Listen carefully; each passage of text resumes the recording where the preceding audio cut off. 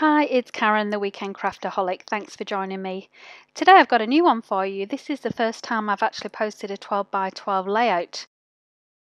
And if you saw my video a few days ago, you'll see that I received this kit from Scrapping Fun Kits with an ANZAC theme. So I've got some photographs here and also a record of service for my great-great-uncle.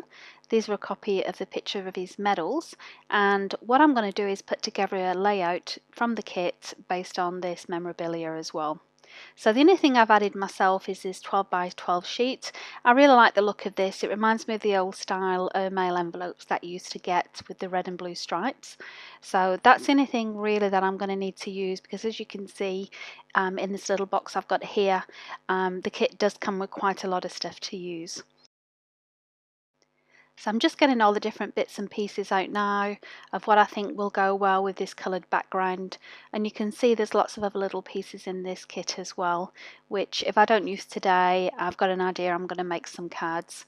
I love these little resin poppy pieces here. I'm sure I'm going to make use of those. But anyway, there's just a selection. I really like the way the background on this 12 by 12 paper coordinates with the little crochet pieces as well. So first of all, just starting with the layout now of my process, this record of service, what I wanted to do was to use one of these 5 by 7 paper sheets as a bit of a placeholder, so I can keep that as though it's hidden behind the photograph. And I've cut that down to size, and I'm also cutting down to size this 6 by 4 picture of the medals as well. So there's quite a bit I want to actually put onto this layout, so I've got to make sure that I've got enough space for it all without it looking too crowded. And at the moment now I'm just trying to think which backgrounds would go well just to mount to the photograph really, and have a few layers behind that rather than putting it directly onto the layout sheet. So I'm just playing around with these different styles now. I'm wondering which one to use, and I decide to have a look in my stash and see if I've got anything that matches that red or blue stripe as well, just to add a pop of colour behind the photograph. But despite looking, I'm not quite happy with any of them. None of them are quite the right shade of red or blue to use. And because I know I've cut down this 6 by 4 photograph, I decided to have a look in my Project Life journaling cards as well to see if I've got anything that I know is 6 by 4 that could also be used as a background. I decided to go back to the 5 by 7 paper sheets that are in the pack. I do really like the effect of these, the subtle patterns, so I decided to stick these down. And I do tend to procrastinate the start of any layout, I have to say. I'm never quite sure how to get started, and then once I do make that decision to go, it usually tends to come together pretty well. I really want this photograph of the medals to be the star of the layout and the main focus for attention. So what I'm going to do now is also just trim down slightly this 5 by 7 sheet, just because it looks a little bit out of proportion, because I did trim down the 6 by 4 as well. So I'm just sticking those down in place, and I am conscious to make sure that that little sheet does still fit at the back when I do that. Now this particular photograph is very dark. This is actually from the wooden box that we had made out of Jarrah.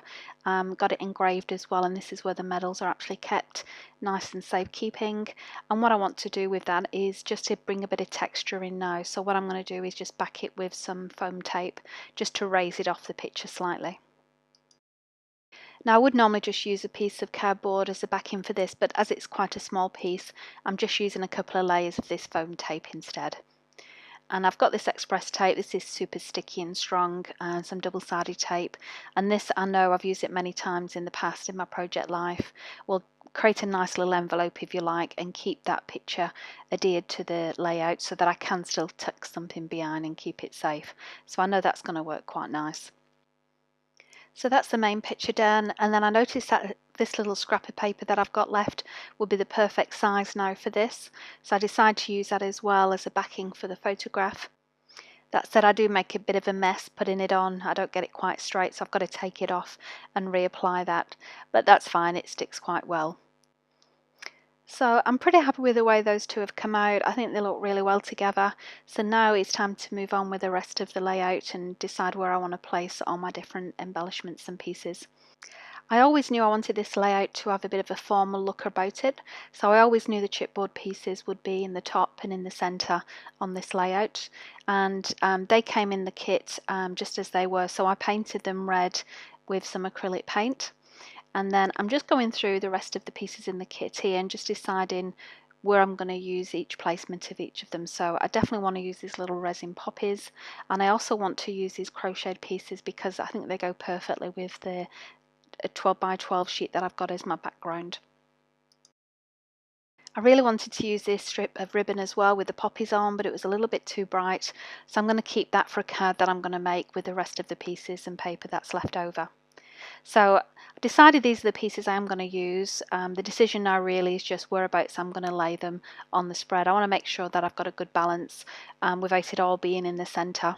So I'm just playing around now with some positioning on this to see which would be the best order to put things in.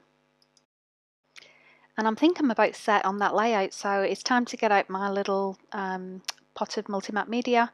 This sticks anything down, I love it. So this is going to stick down the flowers and the little resin poppies as well, and the chipboard pieces. I do decide to use some of my liquid glue as well for some of these because it's a little bit more forgiving if you don't put it in the right place. I did make a bit of a mistake here. I glued down these crochet pieces really. I should have done the photograph first, but I was conscious that I had that sticky tape at the back which doesn't remove very easily at all. Once it's down, it's down. But anyway, I've got my crochet pieces and my poppy where I think it should go, but I do end up having to move them out the way slightly. But that's fine. The multi-mat medium is really good. You can lift it off if you're quick enough and move it around. It just needs a little bit more to keep it in place. So I'm using my tape runner to put that on the back. I almost forget about this piece as well. There's so many little pieces to this particular layout. I love it. And then I've got that bit of a texture as well with the flowers at the top, as well as that bit at the bottom in brown. And that's it done, although it feels like it's still missing something. So as I'm playing around with it, especially with those little resin pieces that fell off, I thought maybe I could make use of the other two. In that top corner was just looking a little bit unbalanced. And whilst this is an ANZAC kit, and my great uncle was actually a British soldier, he did serve in Gallipoli between May 1915 and January 1916. So I think this is a beautiful tribute to him and the many others that fought and sacrificed for all of us in many of the campaigns across the world over the years. I hope you enjoyed that layout. Thank you for watching.